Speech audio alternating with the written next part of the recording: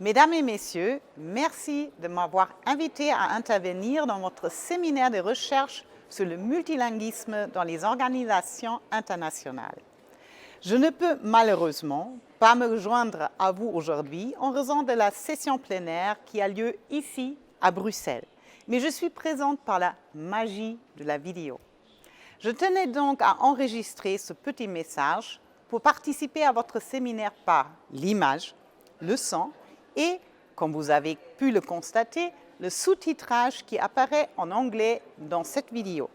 C'est une excellente illustration de mon propos d'aujourd'hui sur le multilinguisme au Parlement européen.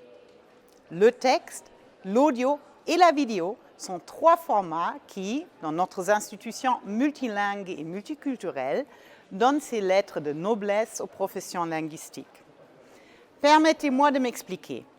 Bien avant la crise de la Covid, nos services de traduction ont négocié un tournant professionnel majeur.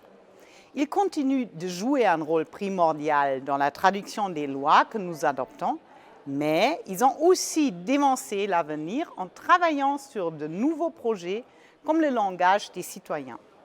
Ils ont mis leurs expertises linguistiques et culturelles au service de tous les citoyens européens en utilisant des formats qui correspondent au mode de consommation actuel. Le texte, l'audio et la vidéo, le tout sur fond de langage clair. Je crois fermement en l'avenir du multilinguisme tel que nous le déclinons au Parlement. Et permettez-moi de souligner un point essentiel qui me tient particulièrement au cœur. Au Parlement, le multilinguisme occupe une place centrale. Les 24 langues officielles de l'Union européenne sont utilisées partout ici, dans l'hémicycle, dans les documents du Parlement, en réunion, dans les couloirs, juste partout. Et tant que députés européens, nous bénéficions des services de la grande famille des professionnels des langues. Cette famille va des vérificateurs et assistants linguistiques jusqu'aux traducteurs et interprètes professionnels du langage clair et, pourquoi pas, linguistes informaticiens. Les lois adoptées au Parlement européen ne sont pas seulement le résultat juridique d'expertise et de compromis, mais surtout le produit du débat démocratique.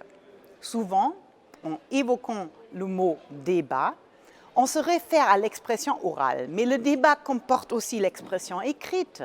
Et là, les professionnels de langue de notre service de traduction jouent un rôle extrêmement important. La traduction des lois, des avis, des modifications et amendements ne sont pas seulement un acte juridique. Elle comporte aussi une transcréation juridiquement précise entre les cultures. Les lois sont aussi le résultat de la transposition linguistique. Je suis particulièrement fière d'être la vice-présidente chargée du multilinguisme et ce ne sont pas de mots en l'air. J'ai grandi avec le multilinguisme. Je suis née en Allemagne et j'ai fait une partie de mes études en France. Le multilinguisme fait donc partie de mon ADN, tout comme il fait partie de l'ADN de notre institution. Au quotidien, chacun de nos linguistes contribue, à sa manière, à jeter des ponts entre les députés et les circonscriptions, entre les citoyens et notre institution.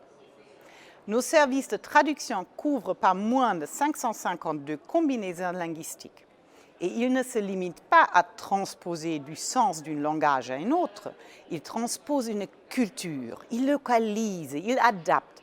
Et ça, là, dans tous les formats qui permettent de rendre l'institution accessible au plus grand nombre de citoyens. En fait, les projets qu'ils mènent sont tout à fait dans l'air du temps. Ils correspondent aux besoins actuels, mais aussi futurs des citoyens. Laissez-moi prendre l'exemple de nos podcasts. À ce jour, nous avons écrit, traduit, enregistré et produit 9000 podcasts pour la plateforme Ce que l'Europe fait pour moi. Ces podcasts correspondent donc précisément aux attentes des citoyens et sont très professionnels. Nos efforts pour parler le langage des citoyens ont contribué au fort taux de participation aux dernières élections européennes. À présent que nous nous engageons sur la voie du langage clair, je sais que le chemin sera long, car Soyons francs, être clair n'est pas si simple. Mais c'est un pas essentiel pour notre institution. Tous les services de notre administration suivent ce chemin en mettant le citoyen au centre de leurs travaux. Dans les services de traduction, le profil même des linguistes a changé.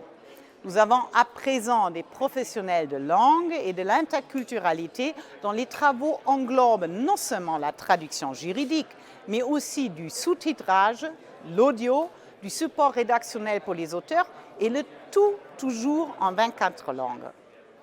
Laissez-moi enfin vous répéter toute ma fierté d'être chargée du multilinguisme et pouvoir travailler avec et pour la grande famille des professionnels de la langue au sein du Parlement.